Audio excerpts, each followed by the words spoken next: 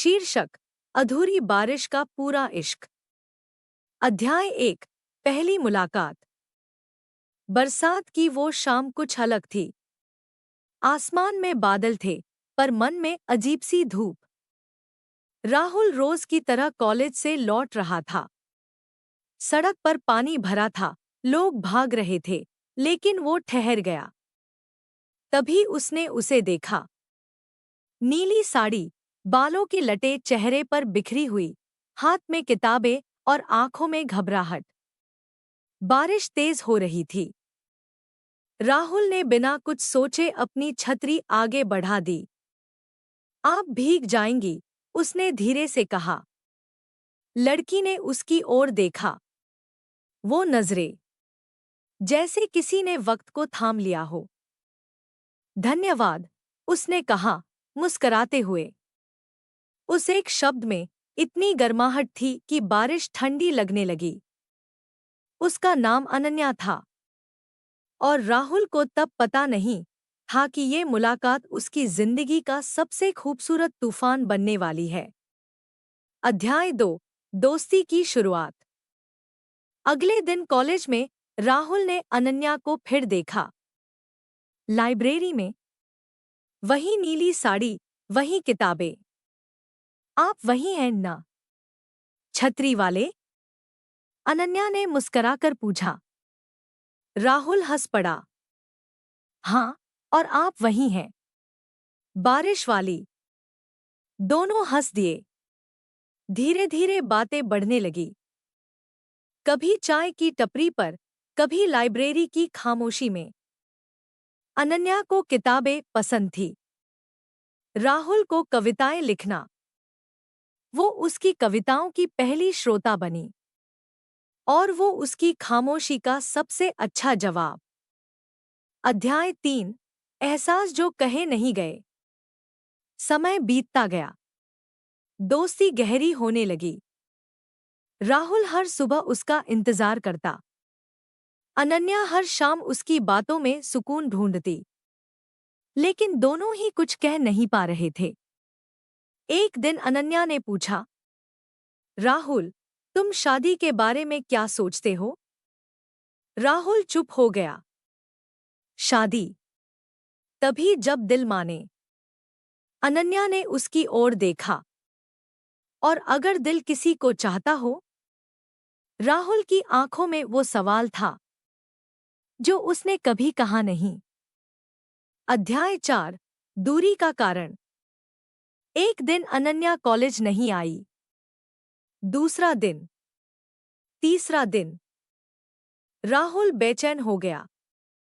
फिर पता चला अनन्या के पिता का ट्रांसफर हो गया है, दूसरे शहर। राहुल उसके घर पहुंचा। अनन्या की आंखें नम थी। मैं जाना नहीं चाहती, उसने कहा, पर मजबूर हूं। राहुल ने पहली बार उसका हाथ थामा। मैं इंतजार करूंगा। अनन्या रो पड़ी। कब तक? राहुल के पास कोई जवाब नहीं था। सिर्फ एक वादा था, दिल से। अध्याय 5। दूरियों में भी करीब। दूरी बढ़ी, पर बातें नहीं घटीं। फोन कॉल्स, मैसेज, खत। हर शब्द में प्यार था, पर नाम नहीं। राहुल ने नौकरी शुरू की। अनन्या ने पढ़ाई जारी रखी। एक दिन अनन्या ने लिखा, राहुल, क्या हम सिर्फ दोस्त हैं? राहुल ने जवाब दिया, नहीं, हम उससे कहीं ज्यादा हैं, पर डरते हैं। अध्याय 6। गलतफहमियां। समय के साथ बातें कम होने लगी। काम, जिम्मेदारियां, थकान। एक दिन राहुल ने अनन्या का कॉल नहीं उठाया। फिर दूसरा, फिर तीसरा। अनन्या को लगा वो बदल गया है। उधर राहुल सोच रहा था, क्या वो अब मुझे चाहती भी है? खामोशी ने जगह बना ली। और खामोशी अक्सर सबसे ज्यादा चोट पहुंचाती है। अध्याय 7 बिछड़ने का फैसला। एक दिन अनन्या ने लिखा, शायद हमें अलग हो जाना चाहिए।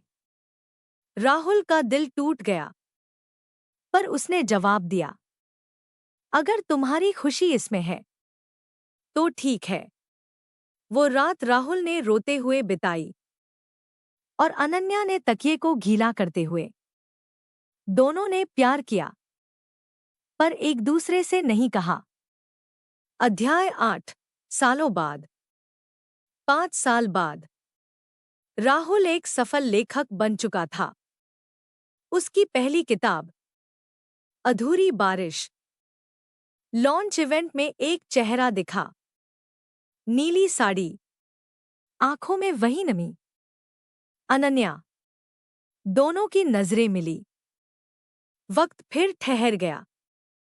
अध्याय 9 अधूरे सवाल। तुमने किताब का नाम यही क्यों रखा?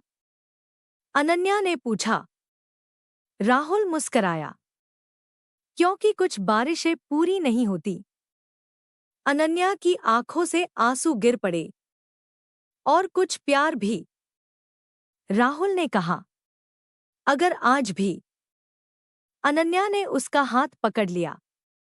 अगर आज भी। अध्याय 10 पूरा इश्क।